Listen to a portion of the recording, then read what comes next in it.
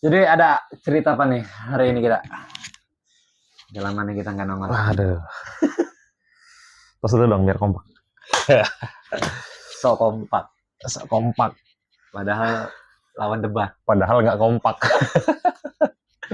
Kelihatannya doang. Subuhitan. Ini apa? Aktif. Aktif apa so sibuk ya? Aktif tapi tidak produktif. Tapi harus produktif. Kalau kita harus selalu produktif ya.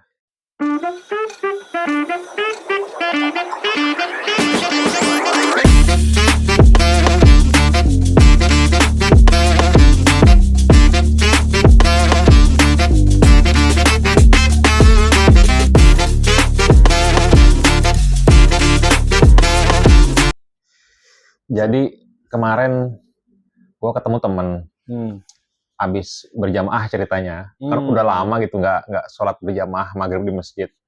Tiba-tiba ada yang nanya, pada ngobrol apa ini orang. Ternyata ada yang bertanya begini, temen gue tuh salah satu jemaah masjid di situ ya. Dia nanya, kenapa kalau bicara puasa ya, kenapa puasa itu harus Senin Kemis katanya. Kira-kira menurut lo gimana bro? Ya orang kan kenalnya itu sunahnya kan. Sunahnya kan emang Senin Kemis ya. Iya. Rasul kan mencontohkan puasa juga Senin Kemis ya. Ada yang nanya kenapa nggak Selasa Rabu bebas, puasa itu bebas, apa harus Senin dan Kemis sih gitu kan. Sunahnya ternyata Senin dan Kemis gitu. Yang itu kan sunah atau habit yang dibangun Rasul pada waktu itu kan. Sehingga karena kita mungkin hari ini sebagai pengikutnya, akhirnya ya ikut aja gitu kan. Mungkin ya kebiasaan kita kan ketika ini adalah habit budaya yang diterapkan sejak kecil, sehingga tahunya kita ini adalah puasa sunnah, puasa yang dilakukan Nabi. Setuju, kan? Karena segala ibadah itu tentunya kan kita harus mencontoh Rasul. Simpelnya gitu dah. Betul. Nggak usah ambil pusing kenapa harus gini harus gitu. Selama itu mencontoh Rasul, insya Allah itu pasti diterima dan nggak keluar jalur kan gitu ya. Nah, terus kemarin pas kita lagi nanya-nanya kenapa Rasul puasanya Senin dan Kemis. Ternyata seorang imam itu yang waktu berjamaah di masjid itu sekaligus dia memang seorang ustadz gitu. Dia ngasih gambaran nih, jadi ngingetin kita semua. Ngobrol juga tuh. Iya, ngobrol ceritanya. Jadi kata ustadz itu, kan tadi pertanyaan teman kita itu kenapa Senin dan Kemis? Ternyata Rasul itu puasa di hari Senin, Rasul bersabda sendiri gitu ya, di satu hadis gitulah. Ternyata itu puasa hari kelahirannya. Ibaratnya Senin. Miladnya Rasul. Jadi kan Rasul tuh lahir di hari Senin, harinya ya, hari Senin. Nah, ibarat kata merayakan hari kelahirannya, Rasul berpuasa di hari Senin. Singkatnya gitu. Intinya puasa kelahirannya Senin. Nah, terus kenapa Kemis gitu, bro? Pernah dengar nggak, bro? Kenapa untuk hari Kemisnya kenapa nih? Apa tuh? Ceritanya tuh. Jadi ternyata kata Rasul, menurut cerita ustadznya tadi yang gue dengar, kenapa hari Kemis? Nah, hari Kamisnya itu ternyata setiap mingguan itu catatan amal kita diangkat ke atas, dilaporkan sama Allah oleh malaikat gitu. Dilaporkan malaikat gitu katanya. Oleh malaikat sama Allah gitu. Iya, nah. Artinya ada apa? Laporan periodik. Laporan periodenya itu per mingguan kan. Nah, kata Rasul, aku ingin ketika laporan catatan amalku dilaporkan, dinaikkan ke Allah gitu. Aku ingin sedang dalam keadaan berpuasa, istimewanya gitu. Jadi intinya Senin dan Kemis gitu kan. Nah, sementara di masyarakat itu katanya bicara selain milad ulang tahun ya, ada juga Maulid Nabi. Maulid, ya kan? Maulid. Kita kan biasa tuh masyarakat ngadain memperingati perayaan Maulid Nabi Muhammad sallallahu alaihi wasallam. Itu biasanya kan setahun sekali ya. Udah jadi habit kita lah di Indonesia gitu kan, budaya. Kan budaya yang baik mungkin ya, walaupun ada pro kontra gitu. Ya itu bumbu-bumbunya lah. Iya. Ada pro kontra kayak gitu. Terus kenapa tuh? Dari Maulid itu kenapa tuh? Nah, biasa kan acara 17-an, wah rutin. Semua lapisan masyarakat dari perkotaan sampai pedesaan, sampai pelosok-pelosok kampung RT RW pasti ngadain 17-an.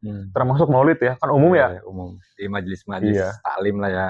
Nah, ternyata ada satu hal yang ya bisa dibilang sangat disayangkan gitu ya. Kenapa kalau Nabi sendiri mengadakan perayaan Maulidnya itu kan tiap hari Senin dalam bentuk puasa gitu ya. Tapi kok kita mencontohnya malah setahunan gitu. Kalau bener-bener mau nyontohin, ya udah seminggu sekali aja kan gitu ya, bisa ya. Ikut aja puasa seminggu sekali ya. Seminggu 2 kali ya, Senin sama Kamis gitu. Iya kan bentuk perayaannya mau puasa, mau sholawatan, atau mau apalah, pokoknya yang nyunah-nyunah gitu kan. Kalau Rasul sendiri seminggu sekali, kok kita setahun sekali sih, bener ya? Kalau gua pikir-pikir, lah iya juga ya. Iya iyalah.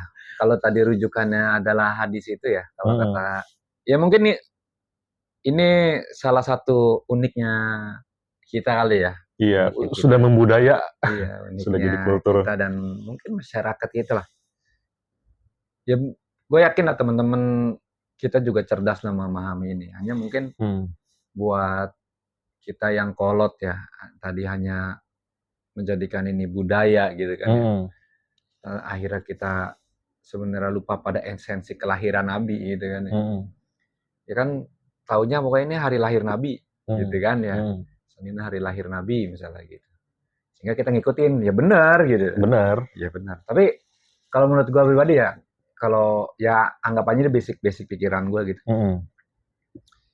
Ketika memang ini adalah hari kelahiran Nabi kita, gitu ya. Harusnya ini adalah menjadi hari kelahirannya peradaban. Woi, mantep tuh. Lah iyalah. Peradaban. Iya kan? Hari kelahiran Nabi itu ya harusnya hari kelahiran peradaban. Hari lahir kelahiran peradaban. Ntar lu gua masih agak mencerna nih. Iya. Kayak dalam peradaban. Iya.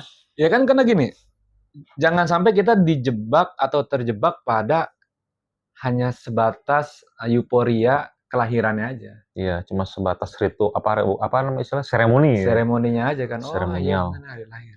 Tapi kan karena Nabi ini adalah akhirnya ke depannya ya, sosok manusia mulia yang apa ya, membawa peradaban baru ya, membawa peradaban dari jahiliyah kepada nur gitu kan, kepada cahaya, kepada Islam. Harusnya secara esensi itu kita yang memperingati hari kelahiran Nabi itu mengambil pelajaran dan mempraktekkan pelajaran itu. Nah, itu gua setuju. Yang penting kan itu ya. Iya. Karena supaya kita bisa, oh ya ini adalah hari lahir Nabi kita misalnya gitu kan. Ini adalah momentum yang nggak apa misalnya tahunan kita merayakan. Tapi efek perayaan itu maksudnya harus ada yang bisa dijadikan pelajaran. Nah, berarti apa dampak yang ibrah yang bisa diambil ya sehingga berdampak ke diri kita gitu ya. Sehingga dan lingkungan. Kita menyadari ini hari lahir Nabi kita, maka inilah hari lahir peradaban di mana mungkin perbaikan ilmu, perbaikan pengetahuan ya kan. Sampai lahir Islam hari ini kita nikmatin dong. Betul. Gitu kan. Nah, kita yang tadi memperingati itu harusnya bisa bagaimana sih kita mengaplikasikan Maulid itu? Ya kan? Gitu. Jangan sebatas seremoninya aja. Setuju. Gitu. Minimal peradaban ada perubahan akhlak lah. Minimal ada dampak perubahan minimal dalam hal akhlak aja dulu. Bener nggak ya? Betul. Karena kan minimalnya. Ya jangan sampai nanti kita cuman sibuknya cuman bersolawat. Iya, bagus sih, benar gitu tuh. Itu secara cara kita mungkin salah satu cara kita dalam rangka mengagungkan Nabi kita gitu, bersolawat. Itunya sih bagus, tapi kan nggak cukup sebatas itu. Secara pemaknaan, pemahaman ya nyampe ke hati gitu ya. Iya. Jadi benar-benar paham gitu. Nah gitu kan. Tapi bagaimana kita menteladani beliau gitu kan. Khawatirnya kita ada dalam kondisi yang ya mungkin terjebak pada hal-hal yang kelihatannya yang enak-enak aja, padahal Nabi kita juga kan kehidupannya nggak enak semua. Nggak enak semua. Nah itu dia tuh. Iya kan? Iya. Gitu. Makanya tadi kalau sebatas seremoni aja, berarti perayaannya sebatas kumpul-kumpul, hura-hura, makan-makan, nyanyi-nyanyi, sholat-sholawat itu selesai ya. Iya. Kan gitu. Selesai, gitu. Tapi tetap bro, kalau kata gue tetap keren ya. Jadi perayaan setahun sekali Maulid itu tetap positif sih. Iya benar positif. Tapi secara esensi maknanya tadi kayaknya belum belum mendalam dan belum terlalu bermakna kalau sebatas euforia tadi ya atau sama seremoni tadi. Nah, tadi kan kita dapat masukan juga alangkah baiknya katanya kata Pak Ustadz tadi, alangkah baiknya tadi yang setahun sekali udah bagus, kenapa nggak dibikin seminggu sekali aja gitu kan, lebih apa lebih rapet, lebih Iya, mengedukasi, lebih mungkin mengingat. seminggu sekalinya, ya paling nggak lu puasa misalnya gitu kan. Iya. Tapi kalau kita pikir-pikir ada benernya juga ya. Sebegitu luar biasanya umat Islam di Indonesia, sebegitu kompaknya bisa merayakan Maulid Nabi setahun aja udah kompaknya luar biasa, hidupnya, wah nuansanya Iya, bagus lah ya. menghidupkan nuansa di kita itu luar biasa memang. Masyarakat Indonesia ini memang terbangun banget sifat atau kebiasaan seremonial dalam rangka ya mungkin di agama manapun gitu ya, dalam rangka perayaan ya. Karena kan itu mungkin salah satu cara kita mungkin mentoleransi kan antar umat beragama. Hanya memang yang perlu barangkali yang perlu kita kemukakan itu adalah esensinya apa sih? Nah, esensinya tadi gitu kan. Betul. Nabi kita membawa perjuangan gitu kan. Ya kalau andai kata mungkin ada statement, tapi kan kita sekarang bukan di zaman jahiliyah. Oh, kita lihat hari ini. Tapi kelakuannya pada jahiliyah. Iya kan, makanya coba kita lihat hari ini gitu. Benarkah kita hari ini sudah selamat pada, apakah selamat itu hanya, bahasa, hanya kalimat yang menutupi ketidakmauan kita untuk berubah. Iya, betul sekali itu. Ya kan? Karena kan setiap zaman itu kan, ya kalau gua bilang gini, dari dulu Allah menyampaikan lah bahasanya kan, sama Adam untuk mengingatkan waktu itu mungkin di Quran itu bahwasanya anak cucu Adam itu sebagian itu akan menjadi musuh yang sebagian lainnya kan gitu kan ya. Nanti kan ini konsep antara mungkin waktu itu iblis dengan manusia kan sama aja. Konsepnya tetap sama aja. Mungkin Adam dengan Azazil mungkin gitu kan ya. Iya. Terus sampai kepada Rasul mungkin dengan siapa sih tokohnya? Abu Jahalnya barangkali kan. Masing-masing nabi sampai zaman sekarang pasti ada musuhnya gitu ya. Iya, kan pasti ada musuhnya. Nah, oke kita nggak punya musuh secara lahiriah misalnya gitu kan. Oh, saya orang yang baik-baik aja, saya nyaman-nyaman aja gitu kan. Saya nggak punya musuh. Tapi paling enggak yang hari ini menjadi musuhnya ya diri kita sendiri. Nah, karena Rasul mengingatkan bahwasannya ya sebenarnya musuh terberatnya ya hawa nafsu. Hawa nafsu. Iya. Dimana kita mungkin bisa menaklukkan singa gitu ya kan, bisa menaklukkan penguasa, tapi kadang kita tidak bisa menaklukkan hawa nafsu kita. Nah, betul. Makanya buat menaklukkan sesuatu yang besar minimal diawali menaklukkan dari pribadi kita dulu, hawa nafsu tadi ya. Tapi bener loh, sebegitu kerennya ya. Kalau di TV-TV itu katanya indahnya kebersamaan. Kan Indonesia nih luar biasa kekompakannya ya. Indahnya kebersamaan yang setahun sekali tadi. Tapi alangkah lebih indah lagi kebersamaan itu, perayaan itu, pemahaman pemaknaannya, mengambil ibrahnya dibikin mingguan. Katanya apalagi sampai tingkat RT RW tadi ya. Ke pelosok-pelosok semua merayakannya itu mingguan lah. Bagus tuh kan ya. Kalau pikir lah bener juga ya. Iya. Pikir kan. Hanya memang perlu ada yang harus mengkoordinir hal-hal kayak gitu. Berarti harus ada inisiator tadi, influencer ya. Harus ada yang menginisiasi ya. Karena kan ya kalau gua kadang kekuatan para tokoh masyarakat, terus tokoh pemerintah gitu kan dalam rangka ya memberikan arahan kepada warganya gitu kan sangat diperlukan. Karena kan masyarakat ini bagaimana pemimpinnya, ya kan? Gimana tokohnya? Gimana tokohnya? Ya kelompok masyarakat, etnis, suku dan lain kan bagaimana? Ya kalau mungkin di daerah sana kan kayak kita contoh ambil daerah kita di saudara kita misalnya yang ada di daerah timur kan, gitu kan. Selain ada hukum negara, ada juga misalnya hukum adat yang mengatur hukum adat, kan, iya kan? Karena ada norma-norma yang tidak tertulis. Kan hukum adat itu kan biasanya kan para tokoh masyarakat, sepuh, kepala suku dan lain sebagainya, misalnya gitu kan yang mengatur. Jadi di satu sisi peran antara tokoh masyarakat dengan aparatur pemerintah ini mungkin dalam rangka membentuk kebiasaan masyarakatnya. Kalau tadi misalnya, ya kenapa kita nggak maulid setiap minggu? Ya maulid kan nggak mesti. Justru kan maulid itu kalau sifatnya puasa harusnya malah irit dong, nggak ura-ura kan. Betul. Gitu. Ya gitu. Sehat jasmaninya, sehat rohaninya juga, belum pahalanya. Belum pahalanya, gitu. Misalnya gitu. Artinya kalau itu dibuat mungkin secara sistematis di dalam satu wilayah, ya bukan nggak mungkin itu jadi habit yang bagus. Tapi kira-kira caranya gimana ya? Misalkan, ini menarik juga nih kalau dipikir-pikir, seorang tokoh masyarakat atau tokoh penguasa setempat, pejabat setempat gitu ya, nggak aware ke sana dan nggak ada inisiatif ke sana, minimal kalau gua pikir bro, kita harus menyampaikan aspirasi ya. Bener nggak? Ya, Kan kita bisa menyampaikan aspirasi, contoh ke RT setempat, ke pemuka agama setempat, ke tokoh-tokoh agama, tokoh masyarakat tadi. Pada akhirnya nanti semua didukung sama lingkungan itu kan ya. Persoalan sekarang, oke lah kita punya masalah gagasan dan wacana yang seperti itu, ya keren misalnya. Persoalannya puasa yang wajib aja, ya kan, paling kuat 2 minggu. Masih pada bolong-bolong. Masih pada bolong-bolong ya. Iya kan gitu. Ya oke lah, misalnya bolong nggak masalah. Gantinya kan kadang-kadang males, gitu kan ya. Nah gitu. Nah sekarang andai kata dibuat sistematis seperti itu, ya kita pasti ada plus minusnya lah ya. Gitu tuh. Berarti perlu adanya ajakan, reklame aja pernyataan pengajakan berulang-ulang kan. Kalau di bidang religius mah mungkin perlu syiar, perlu kampanye kan. Kampanye sosialisasi lah gitu kan. Nah, pertanyaan siapa yang mau mensosialisasikan gitu. Kan ditambah lagi berapa banyak yang mau. Gitu. Karena nggak semuanya akan sependapat dengan itu. Iya. Kan gitu.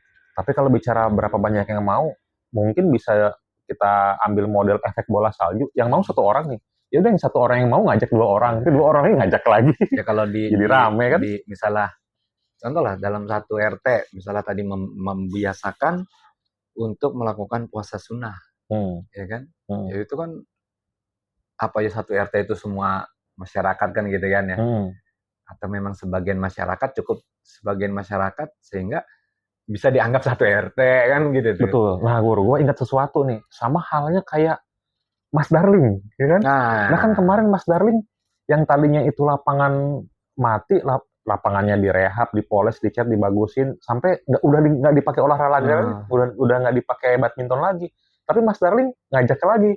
Tadinya berdua, bertiga, berempat, tahu-tahu warga pada nimbrung, pada main juga gitu ya.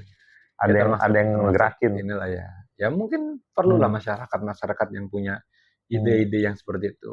Karena memang ya kecanggihan teknologi hari ini memang mempercepat komunikasi. Nah, apalagi itu udah ada teknologi. Tetapi di sisi lain, ya ini akan menghilangkan nilai muazahah, nilai silaturahmi. Muazahah apa tuh? Bertemu gini, bertatap mukanya. Bertemu. Ya, benar nggak? Betul. Gitu. Muazahah, meeting bersilaturahmi ya. Iya, silaturahmi. Ya sekarang sekolah aja online. Serba online. Iya kan? Iya. Ya mungkin seperti itu kan. Memang bagus kecanggihan teknologi itu bagus. Tapi tetap aja akan ada ya tadi yang tergeser. Iya. Gitu kan. Kalau dulu misalnya komunikasi kita mungkin orang-orang dulu gitu ya, kita mendengar agak sulit, harus kalau mau ketemu siapa harus datang misalnya ke sana gitu kan. Agak terbatas ya. Iya kan. Tapi efek ketemunya gitu kan yang jadi seringnya gitu tuh. Hari ini komunikasi cepat, kita bisa ngubungin saudara kita mungkin yang di luar negeri dan lain sebagainya, di luar kota. Tapi jadi mengurangi kok ketemuannya ya. Padahal jangan dikurangi, itu tetap diperkuat. Gitu. Itu kan media buat mempercepat penyampaian informasinya, tetap online tetap. Tapi harusnya bener sih, harusnya nggak mengurangi real ketemu di dunia nyatanya. Jangan dunia maya jadi menggeser dunia nyata kan gitu ya. Ya, ini balik lagi lah kepada tadi konteks kita menteladani Rasul itu kan bukan hanya sebatas sebuah euforianya aja. Setuju. Bukan cuma sebatas itu. Tapi benar-benar kita memahami ini sosok yang lahir yang kedepannya akan membawa peradaban. Maka bagaimana hari ini kita dengan hikmat, ya kan, gitu tuh, menteladani ke hari kelahiran Rasul dan Rasulnya. Gitu tuh. Sehingga paling tidak kita secara pribadi ya gitu kan. Ya kalau mungkin persis sama kayaknya susah. Minimal mendekati aja kan gitu ya. Mendekati pun gua rasa sulit. Nah, kalau gitu minimalnya apa lagi nih kalau masih agak sulit mendekati? Paling enggak ada ukuran yang memang kalau menurut gua ya, kalau menurut gua ada ukuran di mana kita ini ada perbaikan dengan kondisi sebelumnya. Caranya? Ya ukurannya di tahun sebelumnya. Langkah praktisnya lah ya. Iya, gitu kan. Ya kalau ya kelas kita ya, kelas kita yang hari ini dengan kesibukan hari ini ngerasa gitu. Ya paling enggak, oh sesuai dengan hadisnya lah. Hari ini harus lebih baik dari hari sebelumnya. Betul. Gitu kan. Sehingga kita bisa menatap hari yang akan datang itu menjadi sesuatu yang lebih baik daripada hari ini. Cakep tuh, setuju tuh. Iya. Sehingga tadi benar-benar menjadi rahmatan lil alamin kan ya. Gitu. Ya benar dah Kak. Memang luar biasa lah momentum kelahiran Rasul ini ya. Rasul Muhammad ini luar biasa. Semoga banyak hal yang bisa diteladani, mulai dari kehidupan sehari-harinya kan. Gitu. Bahkan ya kalau kita boleh ini ya, mau belajar lagi lah, mau belajar. Hari ini memang kan figur Rasulnya nggak ada. Figur Rasulnya nggak ada. Iya kan Rasulnya kan nggak ada kan Rasulnya. Tapi kan ada penyambung risalah Rasul, si para ulama tadi ya. Paling tidak gini, jangan sampai kita kehilangan fungsinya. Iya kan? Gitu tuh. Nah sebelum kehilangan fungsi, barangkali harus ada sosoknya dulu. Sosoknya siapa nih sekarang? Iya. Gitu. Ya kan siapa lagi kalau nggak kita-kita. Iya, gitu kan? Karena tiap kita adalah pemimpin, gitu kan ya. Yang membawa mungkin yang membawa amanah yang sama lah. Ya dari hidup mungkin. Ya paling enggak untuk saling menjaga, saling menasehati, gitu kan ya. Saling mengingatkan. Betul. Sehingga ada perbaikan. Apalagi di masyarakat. Karena Rasul juga lahir bukan untuk kesenangan duniawi dia sendiri. Betul. Membawa misi perbaikan. Harus ada perbaikan. Misi perbaikan di lingkungan harus juga bagaimana mewujudkan itu. Mungkin ya yang tadinya lingkungannya katakanlah anak muda yang tidak terkoordinir, tidak teratur, nggak rapi, akan begajulan dan lain sebagainya. Ya kita dengan kesadaran tadi ya, dengan hikmat memahami bahwasannya kelahiran Rasul adalah kelahiran peradaban, kita perbaiki hal itu. Betul. Apalagi sekarang fenomena anak muda sekarang cenderung rawan kena pergaulan penyimpangan lah, pergaulan bebas, perbuatan yang sia-sia. Kenapa enggak kalau kita ajak bareng-bareng gitu ya, ke hal-hal yang positif ya. Hal-hal positif. Jadi apa nih? Ya, terus belajar. Jadi aku kudu piye, kita kudu piye nih. Baiknya gitu kan. Ya, baiknya tadi tidak hanya melihat kulit. Nah, sebagai ukuran nilai, tapi harus lebih menyelami ke isinya ya. Sehingga lebih paham maknanya, makna sesungguhnya. Ya, jadi lebih paham. Sehingga arti kelahiran seorang nabi yang mulia ini benar-benar masuk ke jiwa. Harusnya sih begitu. Dan berdampak di lingkungan kita. Amin ya rabbal alamin. Gua Olay dan gua Ryan. Sampai jumpa di Jendela Haunan selanjutnya, di mana dunia dilihat dari dua arah.